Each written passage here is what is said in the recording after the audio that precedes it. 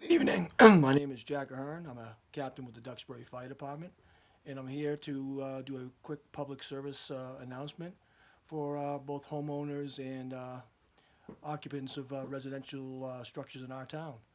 A few things about fires that happen in residential structures, according to the NFPA.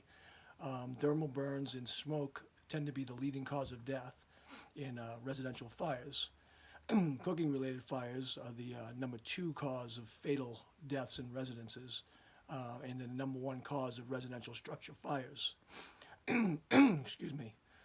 More than half of civilian deaths in residential structures fires occur in bedrooms.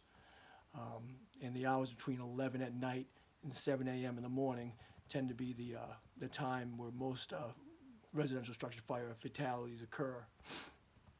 Um, According to the NFPA, again, 37% of those people were attempting to escape the structure, while 31% of them were actually still asleep. Unintentional and careless actions were the excuse me, one of the major causes, as well as smoking, another one cause of fires in residential structures. 58% of the people who died were male, where 42% were described as female, and children less than 10 years of age made up 10% of those killed in residential structure fires. 83% of fire fatalities from 2013 to 2015 occurred to civilians in residential structure fires. A major factor in civilian fire deaths were that they occurred late at night, again between those hours of 11 p.m. and 7 a.m., where most people are asleep. Despite the fact that most residential fires occurred during the day, um, the infrequency of a late night fire, despite the fact that they are infrequent, they tend to be more deadly, again, between those hours of 11 and 7. During the day, people are awake, they have more chance to be aware of what's going on around them and escape the fire. And at night, people wake up, they're disoriented and not sure what's going on, or they don't wake up and the smoke overtakes them. Also, the time of year was noted as a factor in fatal fire deaths. Were in the wintertime, there tend to be more fires in general and more fire fatalities. Again, heating systems being activated, wood burning stoves, fireplaces, etc. One of the things the NFPA did recognize was that the most important thing you could have is a home smoke detector. And according to the NFPA, most homes do have smoke detector that is in the home, but 3 out of 5 fatal fires had either a non-functional or a smoke detector was not present at all in the home.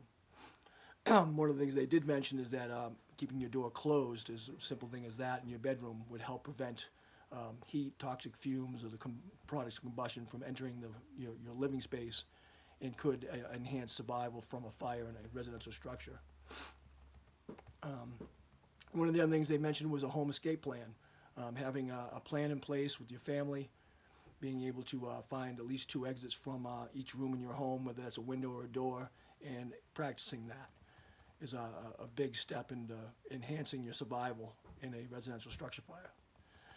When it comes to evacuation, people go through 3 steps when they're trying to figure out what's going on in a residential fire. The first one is interpreting the clues. You hear a smoke alarm, or you're confronted with smoke or the sound of fire, especially when you're waking from sleep. Do you recognize those cues as being a problem, or are you more confused and not really believing it? Especially with a smoke alarm, you hear the fire alarm going on, you don't smell smoke. Is it a false alarm? And you don't take it seriously, so it delays your reaction time. The next thing, you need to recognize the situation for what it is. It's a life-threatening situation. You smell smoke, you hear your smoke alarm, you need to be activating your plan of evacuation. The simple, hearing of a smoke detector, assuming it's a false alarm, again, would lull people into a sense of, security and not reacting as quickly as they should.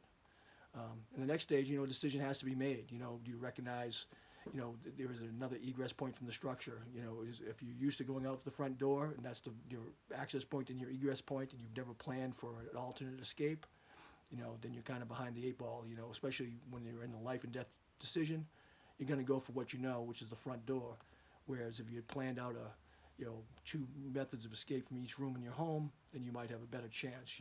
Using that window or another door, just enhances your ability to survive. Having the exit plan with 2 ways out of every room is huge. You know, people need to be educated and plan those out, train with their family. You know, the take-home message is, you know, a few very simple steps could help enhance your survival in a structure fire. Excuse me, having this working smoke detectors in every bedroom and on every floor in your dwelling. You know, having a practiced escape plan, something that's drawn out and has been rehearsed with your family, and properly responding to cues such as smoke or the activation of a smoke detector. You know, taking that seriously and exiting the structure the fastest way you can. Anyway, I hope this video has been helpful, and if you have any questions, please contact me, Jack Ahern at the Duxbury Fire Department, and thank you very much.